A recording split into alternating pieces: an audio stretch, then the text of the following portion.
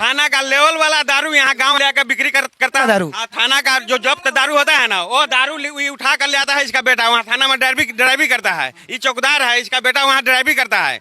और यहाँ पूरे एरिया से दारू इस गाँव में मोटरसाइकिल से, टेम्पू से ले करके उतार करके जो उसको विरोध करता है उसको फंसा देता है। तो घेर के चौकीदार पीटे लगल, मारे लगल, हमरा के सब गोटा भीड़ के। तो पुलिस प्रशासन कुछ नहीं किया? ना, सब ओकरे तरफ से। और माननीय मैं एसपी साहब को एक बार हाथ जोड़कर पुनः विनती करता हूं कि महोदय इस तरह की मामलाओं पे जो है ना आप ध्यान दीजिए। आप कहीं ना कहीं से आप इस तरह के मामलाओं पे ध्यान नहीं देते हैं। आखिर आप सोचिए कि एक चौकीदार थाने का कानून को हाथ में कैसे ले सकता है। नमस्कार, मैं भी पहुंच चुका हूं पूर्वी चंपारण के मोतिहारी के सदर अस्पताल में। बेड पे जो है यह जो महिला पड़ी हुई है यह एक विधवा है और पिछले कई महीनों से इनका पता नहीं मामला जो भी हो, क्योंकि कई बार मेरे पास इनके मामला को लेकर पिछले 6 महीना से फ़ोन आता रहा मेरे पास। इसके बीच मेरी बात जो इनके जो ढाका थाना पड़ता है, ढाका थाना के थाना प्रभारी महोदय से भी हुई और संज्ञान में शायद वो लोगों ने नहीं लिया, जिसका नतीजा यह है कि आज इस स्थिति में आ गई। इनके घर पे कोई नहीं है, कमाने वाला कोई नहीं है, 2 छोटे छोटे बच्चे हैं और एक बुद्धिजीवी के द्वारा एक विधवा को किस तरह से मार कर और रोड पर अधमरा करके छोड़ दिया गया था, वो वीडियो आप दिखा देंगे आपको। लेकिन उससे पहले मैं दिखा दूं कि आज वही महिला हैं जो पिछले 4 दिन से जो है ना ये मोतिहारी के सदर अस्पताल में एडमिट हैं।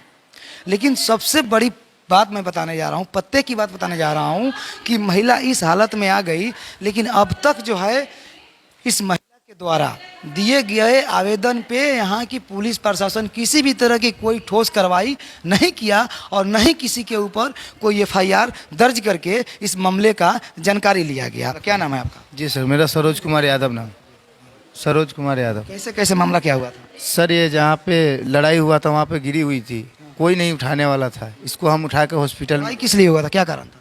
ये सुबह के टाइम में अपना भैंस को खोलने के लिए द्वार पे जा रहे थे। जिस टाइम इसको मार के वहाँ पे फेंक दिया गया था। जब हम लोग जागे ना तो पता चला कि कोई गिरा हुआ है। जो गिरा हुआ देख करके ना कोई नहीं इसको कार्रवाई किया। फिर हम मुखिया के पास फ़ोन किए, मुखिया फिर उसके बाद में फ़ोन किए थाना आए और उठा के ले गए ढाका सरकारी हॉस्पिटल में।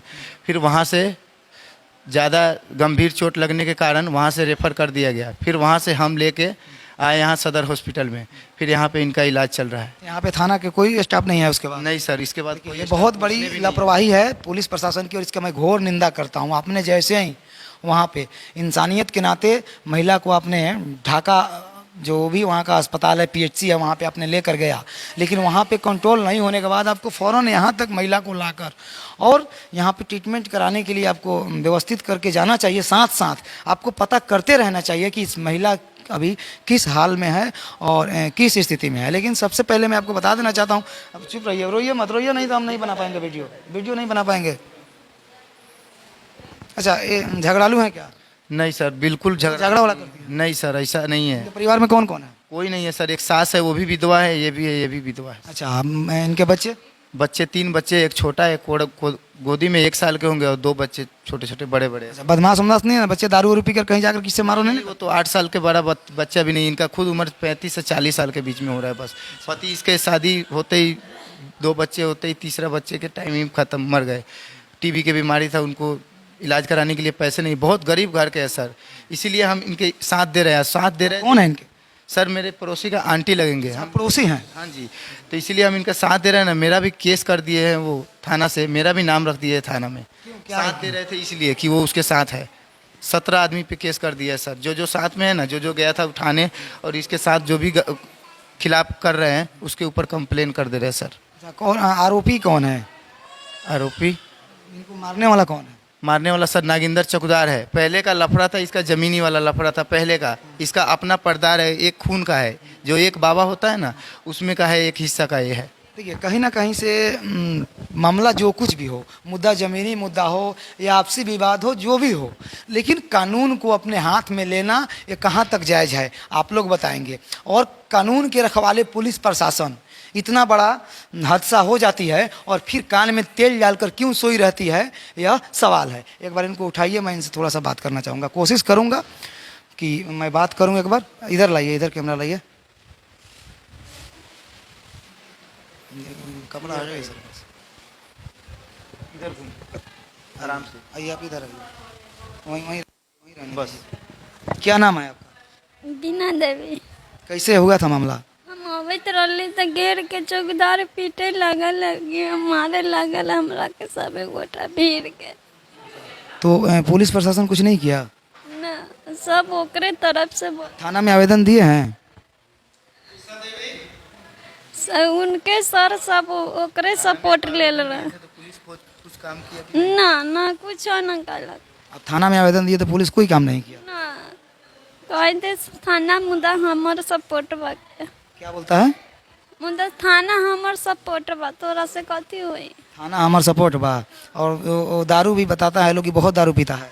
हाँ सही बात है कि गलत बात है? ना, वो पीते पी, हाँ हाँ हाँ। मतलब अगर नहीं पीता हो तो झूठ बोलिएगा तो कहीं ना कहीं से आप भी दोषी बन जाइएगा। पिए तक के तब ना हमरा घेर के मारलक। हम अबैत रही तो 4 बजे भोरे तो। देखिए, और ऐसे एक विधवा महिला को, असहाय महिला को, एक जो रक्षक होते हैं, जो चौकीदार हमारे एरिया के चौकीदार, उसके द्वारा किसी भी तरह की समस्या हो क्यों नहीं हो, लेकिन उसके द्वारा, एक थाने के चौकीदार के द्वारा बुरी तरह से ब्राह्मी से पीटना कहाँ तक जायज़ है, ज़रा आप लोग कमेंट करके बताएंगे। और माननीय मैं एसपी साहब को एक बार हाथ जोड़कर पुनः विनती करता हूँ कि महोदय, इस तरह की मामलाओं पे जो है ना, आप ध्यान दीजिए। आप कहीं ना कहीं से आप इस तरह के मामलाओं पे ध्यान नहीं देते हैं। आखिर आप सोचिए कि एक चौकीदार थाने का कानून को हाथ में कैसे ले सकता है, इस तरह से एक महिला को ब्राह्मी से कैसे मार सकता है, या आपसी ये लोग का विवाद है, मुझे मतलब उससे नहीं है, लेकिन आपसी विवाद होने के बाद एक महिला को इस तरह से मार कर, और अगर काश उस दिन महिला चली गई रहती, इसके 2 या 3 कितने बच्चे हैं सर? 3 बच्चे, 3 छोटे छोटे बच्चे हैं। इसके सर से इसके पति का साया भी चला गया है, और अगल बगल का लोग यहाँ हॉस्पिटल तक लाया है। लेकिन अगर महिला ये अगर मर जाती है तो उस बच्चे का कौन परवाह करेगा? एसपी साहब, एसपी साहब आपसे सवाल है, आप सोचिए, क्या एसपी साहब इनके बच्चे का भरण पोषण करवा सकते हैं? एसपी साहब, फिर गुनाहगार तो गुनाहगार ही होता है ना एसपी साहब, चाहे चौकीदार हो चाहे थाने का हवलदार हो। गलत तो गलत है ना एसपी साहब। अगर कुछ भी उसने किया, अगर इन्होंने कुछ भी किया, इन्होंने कितना भी बड़ा अपराध किया, तो प्रावधान है, महिला को भी जेल जाना पड़ता है। मेरा नाम पूनम है। अच्छा पूनम, बताओ, देखो महिला बिल्कुल कमज़ोर है, और ये जो भी इनका गुनाह जो भी होगा, अभी हम लोग बात इनके गुनाह पे नहीं करेंगे। अभी बात यह करेंगे कि अगर ये महिला ने अगर कुछ गुनाह किया तो क्या एक थाने के चौकीदार द्वारा, किसी भी एक पुरुष द्वारा, एक महापुरुष द्वारा, पुरुष द्वारा मार इस तरह से मतलब अधमरा करना चाहिए, मारना चाहिए? नहीं, बेरहमी से। हम लोग नारी सशक्तिकरण पे बात करते हैं, महिला सशक्तिकरण पे बात करते हैं, महिलाओं की बात करते हैं, फिर आए दिन हमारे देश में जो है महिलाओं के साथ इस तरह से हो रहा है। आप एक महिला के नाते क्या कहना चाहती हैं? ये कहना चाहते हैं जो जिस महिला को मरना नहीं चाहिए। अब इसलिए विधवा हो गई है, उनका कोई देखनिहार नहीं है। इनके 3 छोटे छोटे बच्चे हैं, उनके छोटे छोटे बच्चे हैं, तो उनको देखने के लिए पालन पोषण, अगर मर जाते तो उनका पालन पोषण कौन करता है जी? इसलिए उनका जो उनका मैंने सपोर्ट कर रहा है, उनका ऊपर कार्रवाई नहीं करना चाहिए।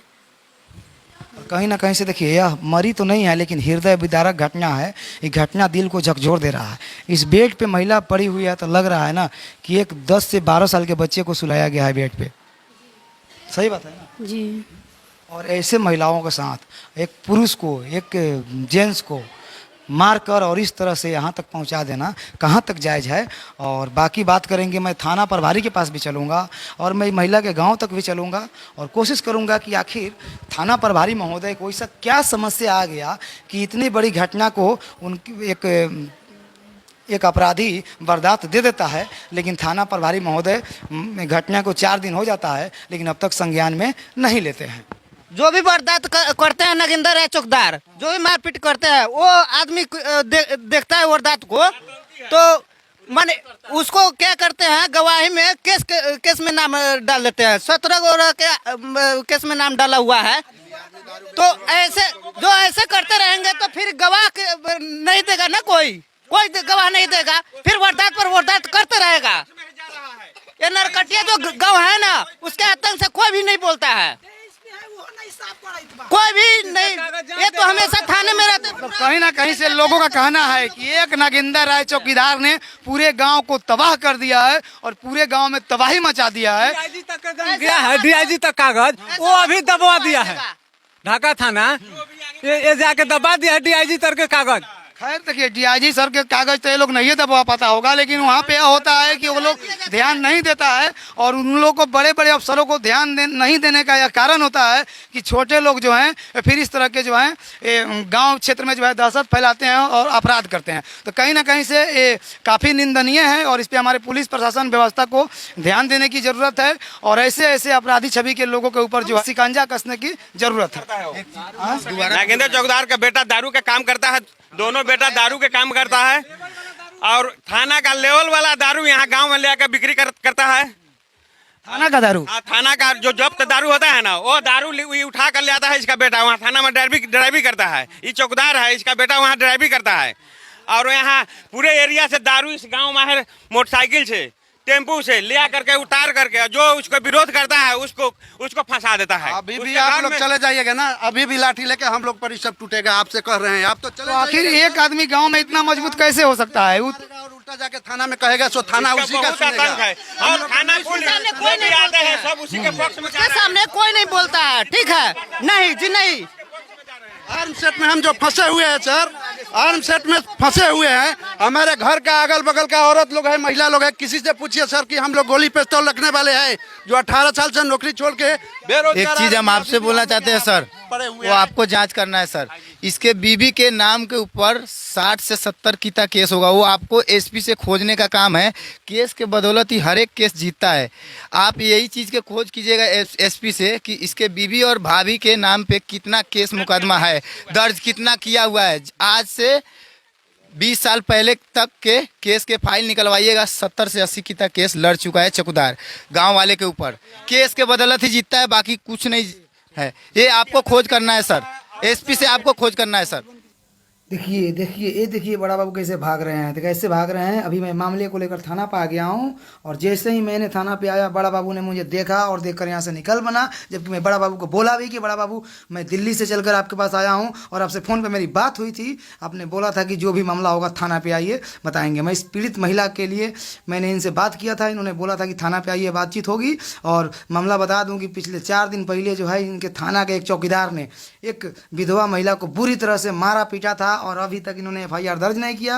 ये सामने जो महिला दिख रही है, वृद्ध महिला, ये भी विधवा है और इनके पतोहू को मारा गया था। आप देख सकते हैं कितना बड़ा घटना को अंजाम दिया इनके एक चौकीदार ने। लेकिन बड़ा बाबू मुकर रहे हैं अपनी बातों से और बड़ा बाबू साफ तौर पे, मैंने सवाल किया, पूछा कि बड़ा बाबू अब तक FIR आपने क्यों नहीं लिया उस आरोपी पे, तो बड़ा बाबू बोले कि मैं कुछ नहीं जानता हूँ और ड्राइवर को इशारा किया बड़ा बाबू ने और फटाफट यहाँ से थाने से निकल। कहीं ना कहीं से इस तरह से बड़ा बाबू को अनदेखा करना कहीं ना कहीं से घटना में संलिप्त होने का इशारा कर रहा है।